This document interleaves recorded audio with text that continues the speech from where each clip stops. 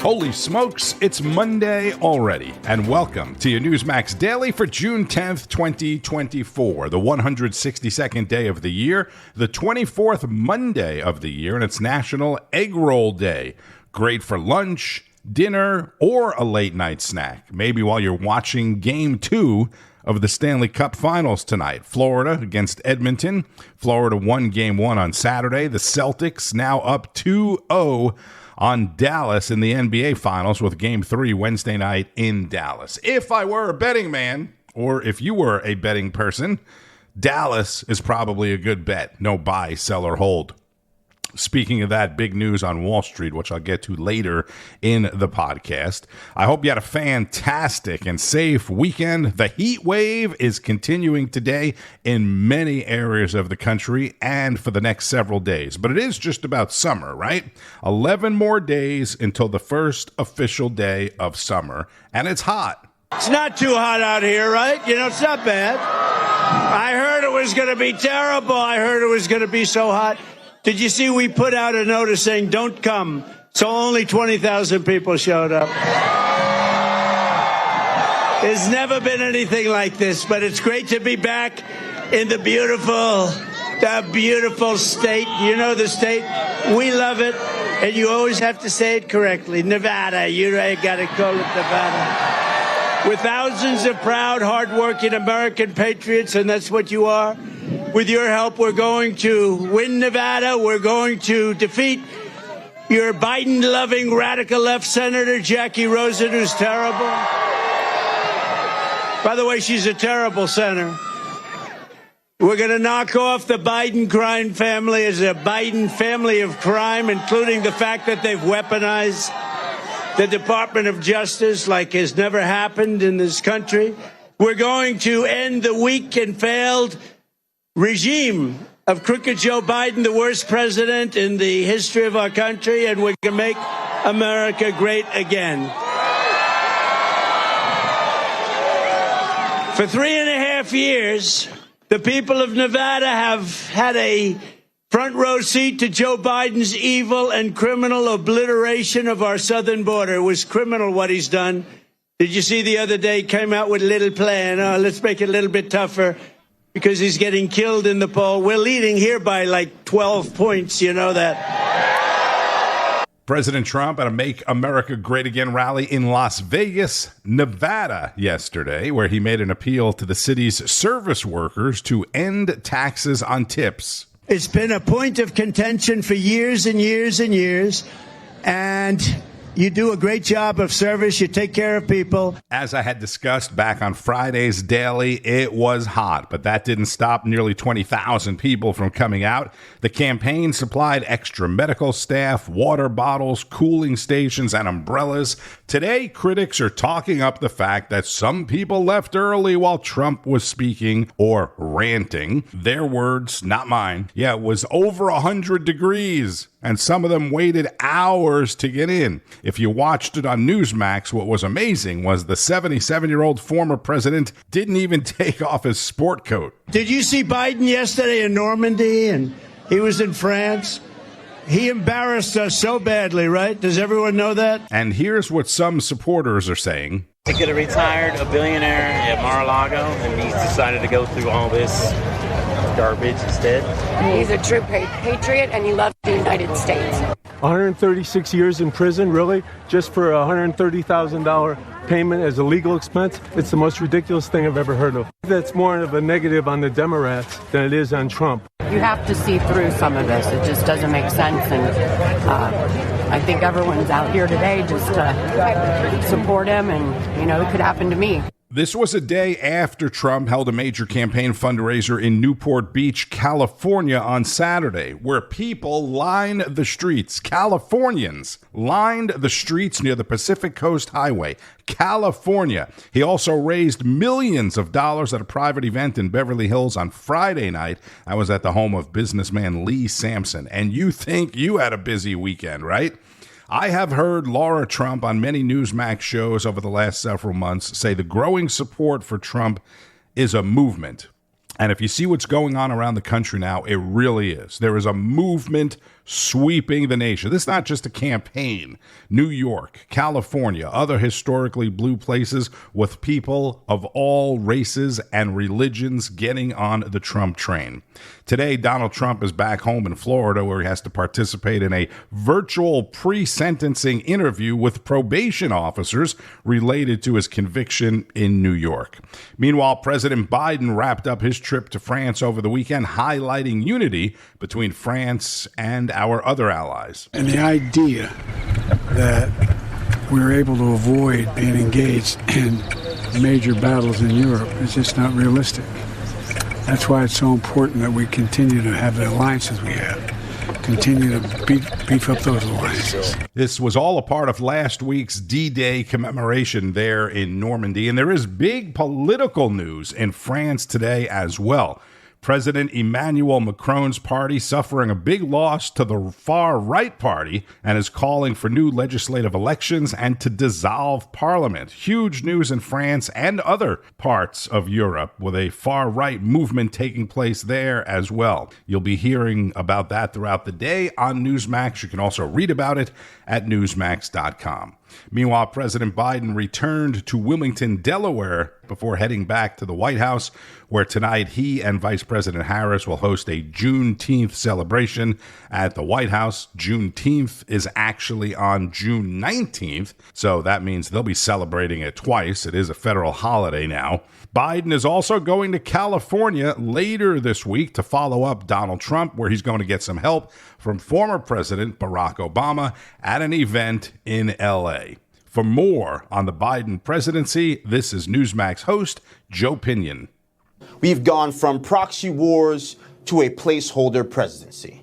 Welcome to wherever you are, here in Joseph Robinette Biden's America, a country where the nuclear codes are now possessed by a man who can't tell the difference between Xi Jinping, a Chinese man who is the Chinese leader of the Chinese Communist Party, and Vladimir Vladimirovich Putin, the Russian KGB officer turned Russian president, who is the longest serving leader in Russian history since Joseph Stalin. No, that is not hyperbole or bombastic political blather. It's just simply the truth, relayed to us by those present during a sit-down interview with President Biden conducted by Time magazine last week. And just in case you might be concerned that the people who were in the room where it happened are exaggerating their recollection of the bumbling and stumbling of our commander-in-chief and his inability to demonstrate basic command of simple facts concerning the safety and security of the world, they released the transcript of the interview. All of it, every word, for we the people to read in complete disbelief for ourselves.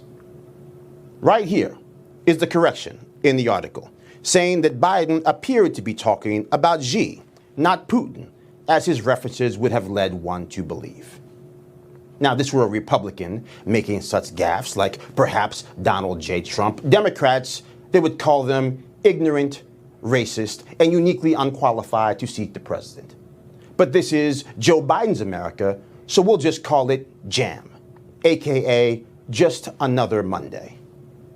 We've got Russia using Iranian ghost fleets to ship sanctioned oil to China illegally. We have China funneling money to terrorist organizations hell-bent on destabilizing the world. And there is Joe Biden over at 1600 Pennsylvania Avenue, unable to identify the men, much less stop the danger. America used to be a place where our presidents accumulated a head full of gray hairs on behalf of a grateful nation. Today, we, the people of this nation, accumulate gray hair on behalf of a president who has no idea where he is half of the time.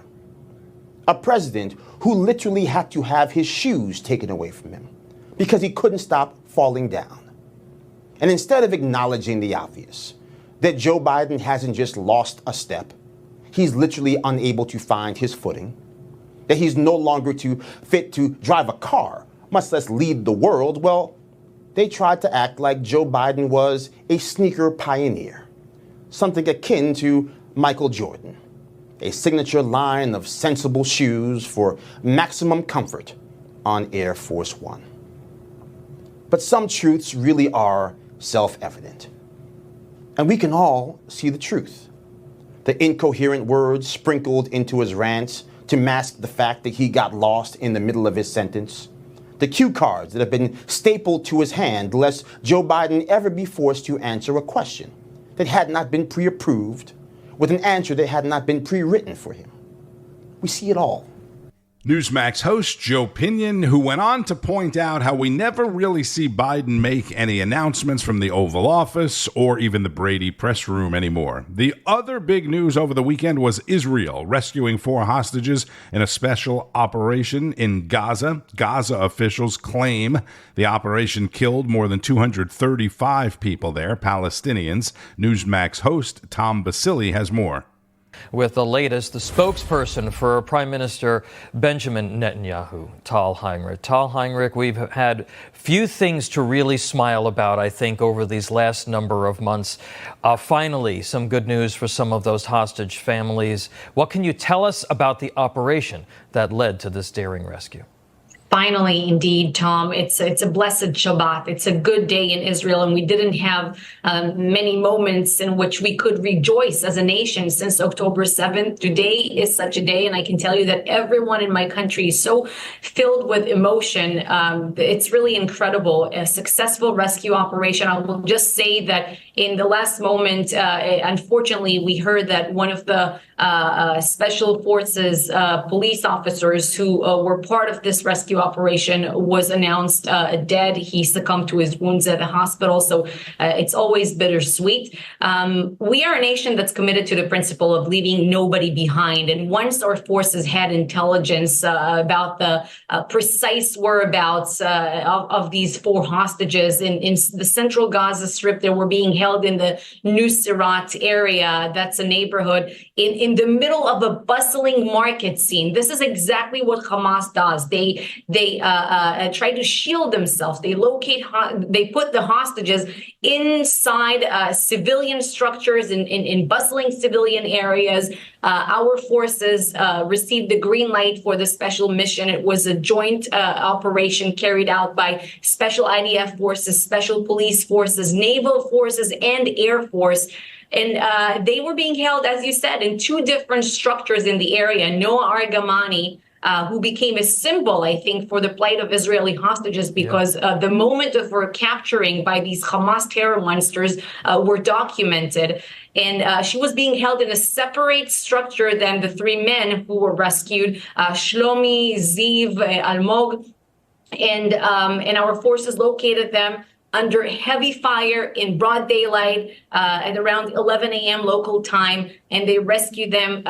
They transferred them to the rescue helicopters. They arrived at the Sheba Medical Center in central Israel, where they're currently reuniting with their families as we speak, Tom.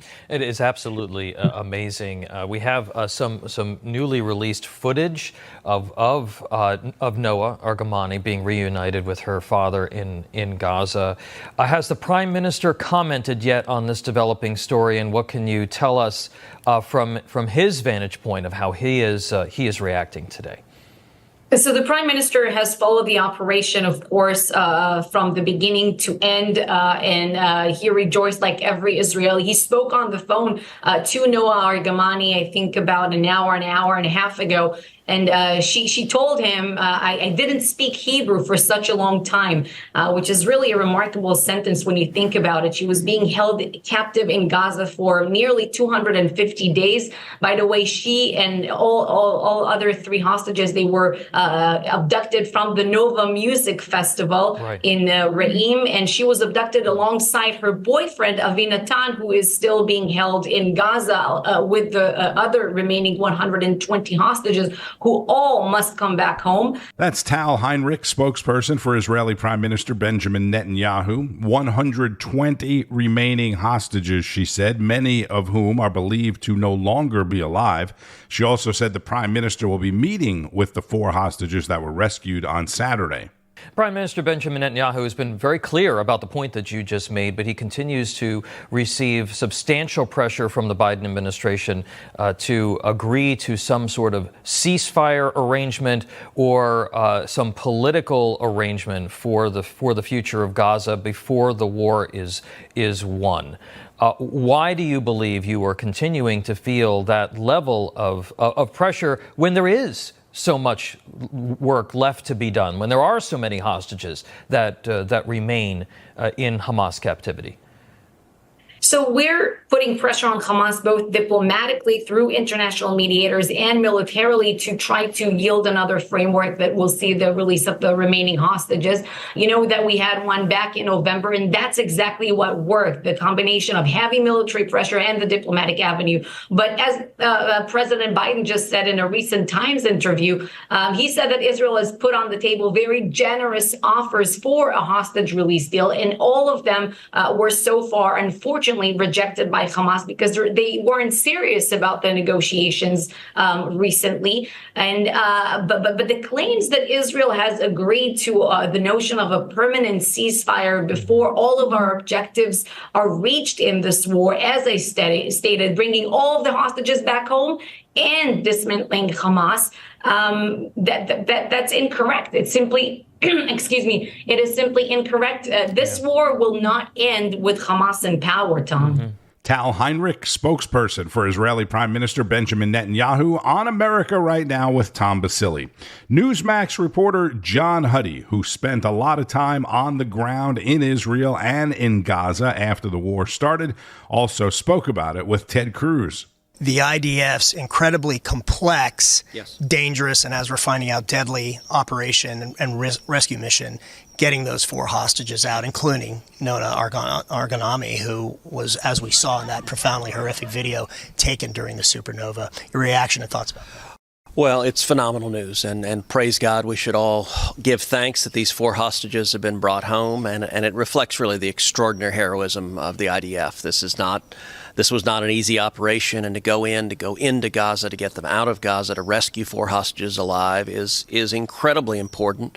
And, you know, every day Israel continues to fight for its survival and to continue on the task that it set out for itself in the wake of the horrific attack of October 7th, which is to utterly eliminate Hamas. I think that's the right thing to do for Israel. It's the right thing to do for America. And I think America should unshakably have Israel's back as they continue to work to eliminate and destroy Hamas. Yeah, and this was a daytime operation in a heavily populated area, proving that, again, Hamas operates out of civilian areas, using civilians as human shields. Does this prove that Israel's efforts, despite the international pressure, including that from the Biden administration and calls for a ceasefire, are proving to be fruitful in going, not only eliminating Hamas, but getting the hostages back? Do you think this will change the dynamic coming out of the administration and the approach as far as calling for a ceasefire?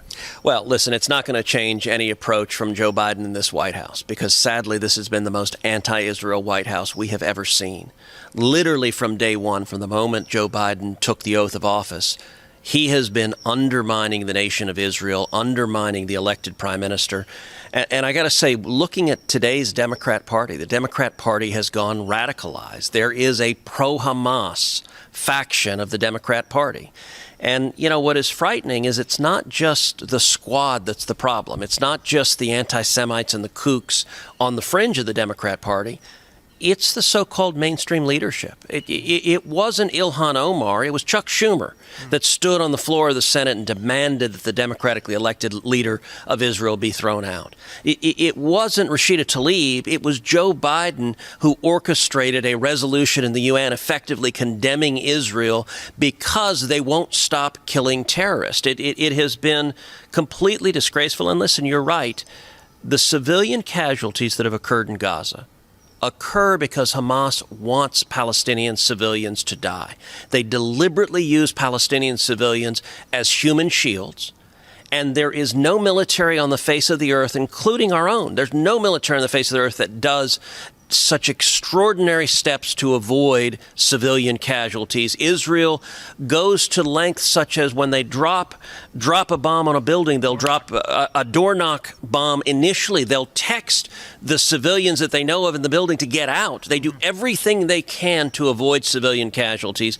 And the reason, tragically, that there are civilian casualties is Hamas deliberately locates its military operations, its terrorist operations, surrounded by Palestinian civilians because Hamas wants those civilians to be killed. Texas Senator Ted Cruz on Newsmax. Hunter Biden's felony gun trial is continuing today in Delaware. This is from Newsmax host Chris Plante back on Friday night's show. Jill Biden, who's not a doctor at all, was with her husband in Normandy in France to make sure that he, doesn't sit in a chair that's not there or wander off a cliff or anything like that. Could be a dangerous place for him. But Joe had to get by without his visiting angel for today, at least, because the First Lady left the President of the United States to fly to Delaware to attend Hunter Biden's gun trial today and then back to France tomorrow, probably on a big 757 in Air Force. Doesn't care about the environment at all.